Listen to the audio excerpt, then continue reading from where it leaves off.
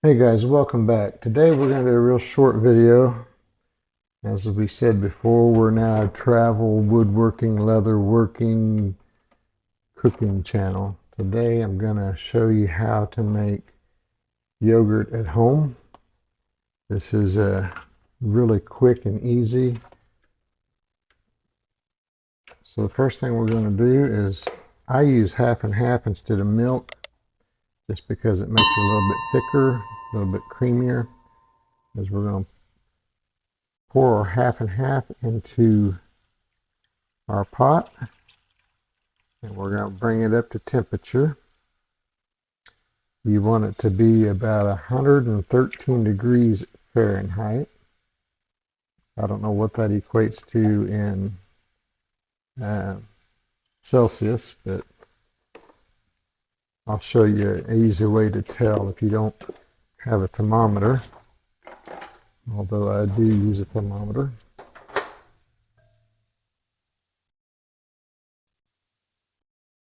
You want your pot and everything to be clean. So I'm just going to start stirring this. Get my thermometer ready here. Showing 72 degrees right now, so let's see what we're at.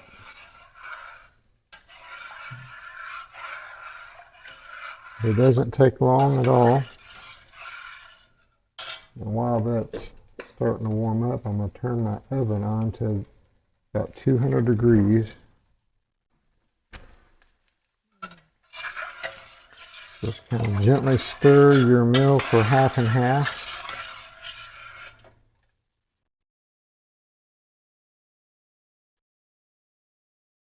It's already up to 85 degrees.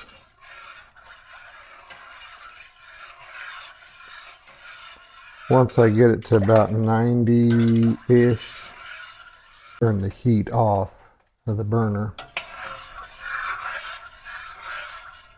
I'm at 97, so I'm going to turn my heat off because it'll keep warming this up. You don't really want to you can. Some recipes that I've seen online say take it to a boil and then let it cool. To me, that's kind of a waste because you're not pasteurizing it. You buy milk at the store, it's already pasteurized. If it's raw milk, you might want to do that. But in the States, it's really hard to buy raw milk. Although, if you know somebody that's got it, let me know, because I would love to have some to make cheese and yogurt out of. All right, I'm at 112. So if you don't have a thermometer, just stick your finger in there.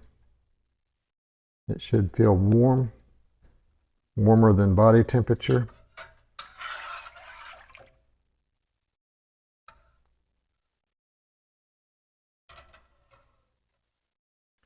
The next thing we want to do is take it off of the heat, because like I said, that'll still continue to heat up. And we're going to take our old yogurt that we made last week, and we're going to put some of this in just like you would temper eggs. We're just going to put a little bit of this in there. I've actually got quite a bit left from last week, but the main thing is you want the whey that's got the cultures in it. So we're just going to do a little bit like that and just kind of mix this up.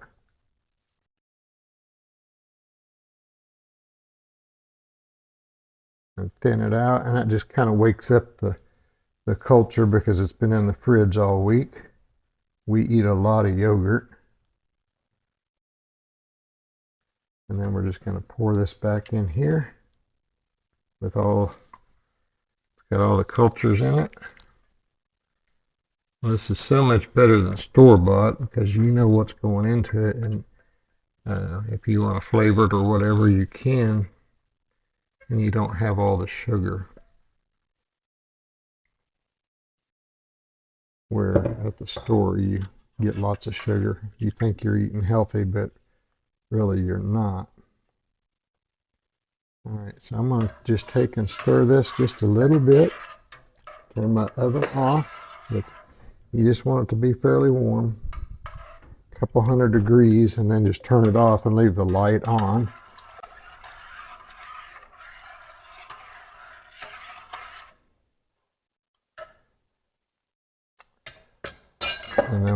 put the lid on it.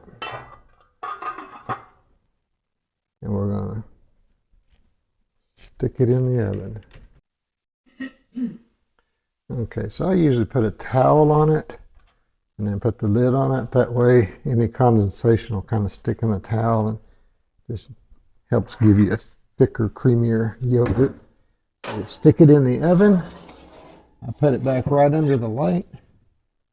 And we'll come back in a few hours and we'll see how we did. It's been a few hours and I'm going to show you what this looks like. Pull this out of the oven. And now through the magic of TV editing, you can see there it is set up like Jello. And that's it, guys. I like to use honey with mine.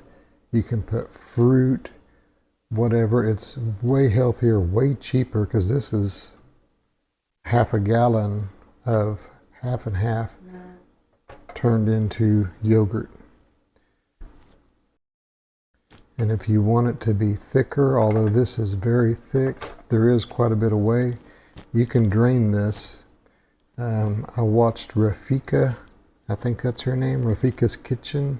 This is where I learned how to make the yogurt. And she puts hers in a bowl like this on a cookie sheet and then puts a towel and lets it touch, and it'll just wick all the moisture out. But I like to keep the moisture in because that's where the whey is and that's where you get all of your culture for your next batch. But you do you. Anyway, thanks a lot. Have a good day. Please like and subscribe, and we will see you in the next video.